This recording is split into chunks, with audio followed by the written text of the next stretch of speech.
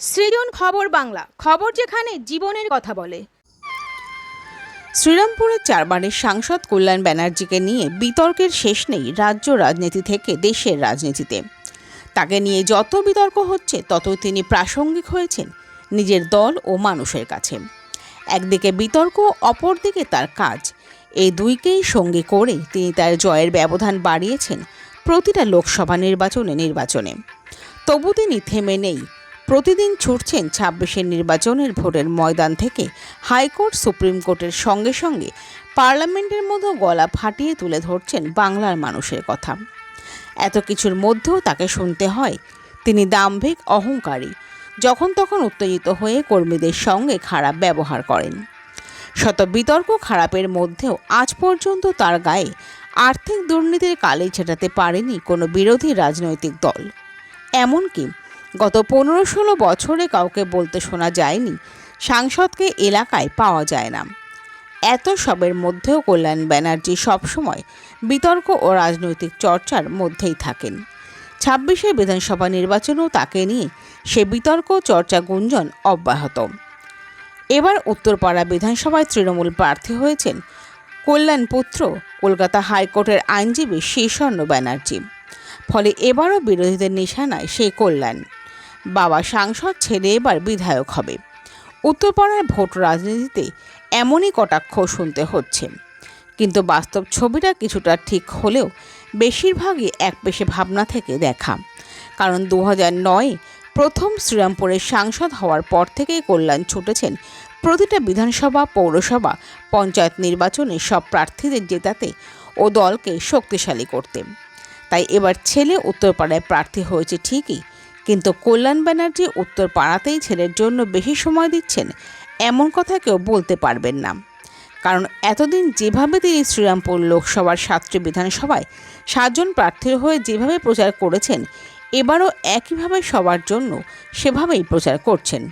শুধু তাই নয়, হুগলি জেলায় দলের ১৮ জন প্রার্থীর হয়েই তিনি সবকটি বিধানসভায় প্রচারেও গেছেন। এর মধ্যে বাঁকুড়া জেলাতেও দলের প্রার্থীদের জেতাতে প্রচার চালাচ্ছেন সকাল বিকেল। আবার সময় করে হাইকোর্ট, সুপ্রিম কোর্ট, পার্লামেন্টও করছেন। উত্তরে বলাগড়, পান্ডুয়া থেকে দক্ষিণে শ্রীরামপুর, উত্তরপাড়া, চণ্ডীতলা, পশ্চিমে আরামবাগ থেকে জাঙ্গিপাড়া, এছাড়াও চুঁচুড়া, চন্দননগর থেকে চাপদানি। দলের সব প্রার্থীদেরই মমতা ব্যানার্জি অভিষেকের পরই চাহিদা কল্যাণের। ফলে কল্যাণ ব্যানার্জি এখন নিজের ছেলের শীর্ষণের জন্য যত না সময় দিতে পারছেন, তার চেয়েও বেশি সময় দিচ্ছেন অন্যান্য প্রার্থীদের জন্য।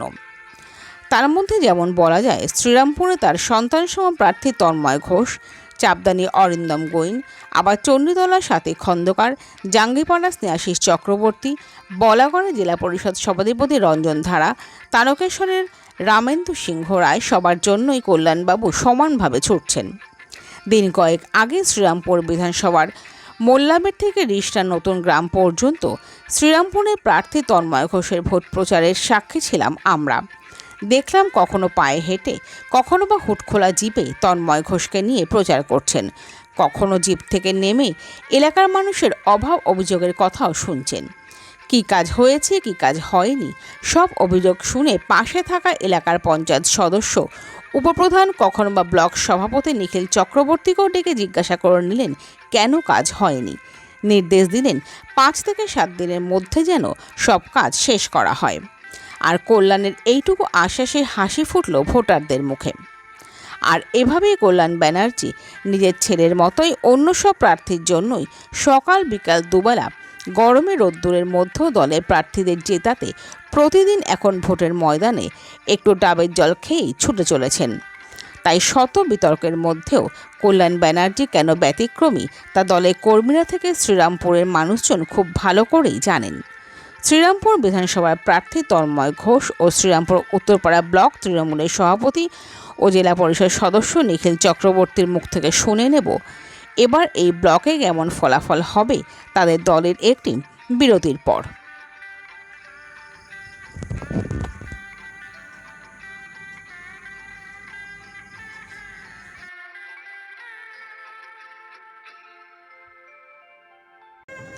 নবগ্রাম পিপলস কোঅপারেটিভ ব্যাংক, আপনার ব্যাংক, আপনার পরিবারের ব্যাংক। অন্যান্য সব ব্যাংকের মতোই আমাদের ব্যাংকেও সমস্ত ডিপোজিট 5 লক্ষ টাকা পর্যন্ত ইন্স্যুরেন্স দ্বারা সুরক্ষিত। এছাড়াও ব্যাংকের অ্যাম্বুলেন্স ও স্বর্গরথ গাড়ি ভাড়া দেওয়া হয়। পুরী ও দীঘায় সকলের জন্য রয়েছে হলিডে হোমের ব্যবস্থা।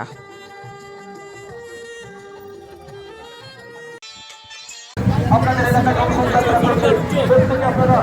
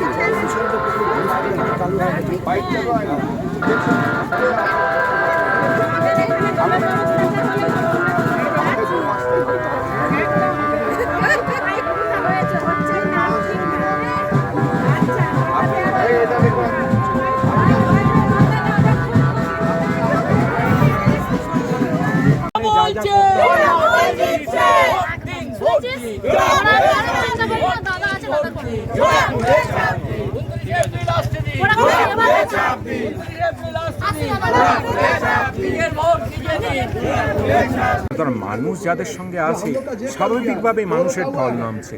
আমি তো কাউকে ডাকিনি, আমি এসছি আমাদের সাংসদ কল্যাণ ব্যানার্জি এসছেন, বাকিরা সবাই স্বতঃস্ফূর্তভাবে আমাদের সঙ্গে এসছেন। এটাই তৃণমূল কংগ্রেস। বিজেপি যিনি প্রার্থী হচ্ছেন তিনি বলছেন 4 তারিখের পরে জোড়াফুল আর থাকবে না, ছাগলে খেয়ে নেবে, এইরকম বলছে। হাস্যকর ব্যাপার। বিজেপি জামানতটা আগে বজায় রাখার চেষ্টা করুন এই আসন থেকে, তারপরে বাকি কথা। জয় বাংলা। এইভাবে কি বলা যায়?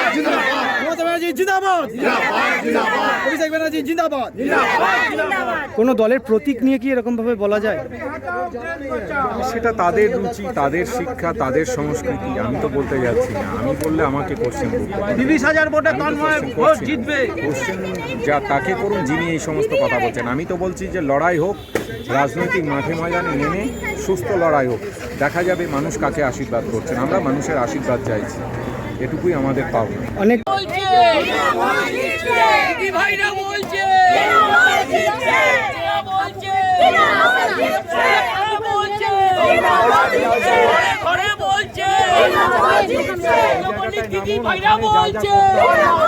র্যালি তৃণমূল কংগ্রেসের বেরোচ্ছে যে কোনো প্রান্তে, তা বর্ণাঢ্যই হচ্ছে। কারণ বর্ণাঢ্য তখনই হয় যখন মানুষের স্বতঃস্ফূর্ত যোগদান সেখানে থাকে।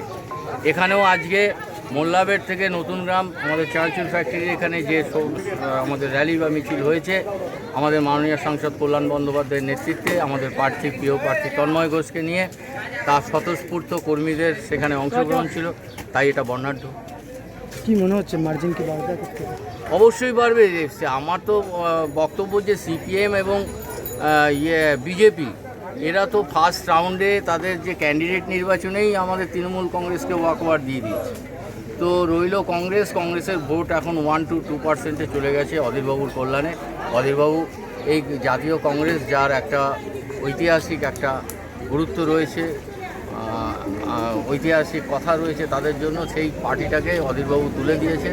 এবং এখানে মূলত কংগ্রেস, সিপিএম এবং বিজেপির প্রার্থীরা একদম জামানত বাজেয়াপ্ত হয়ে যাবে বলে আমার বিশ্বাস।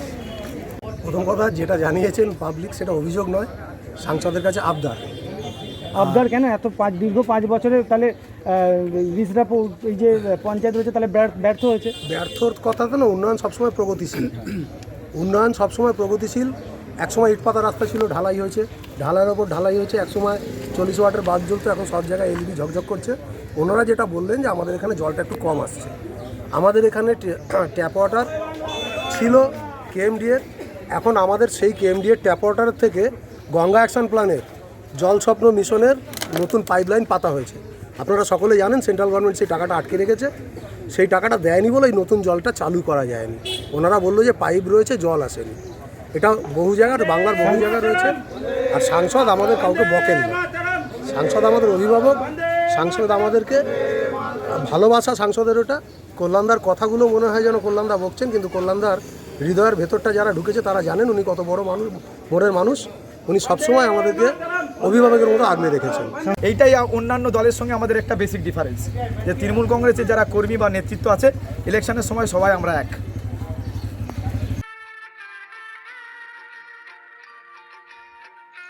সৃজন, খবর বাংলা নিউজ।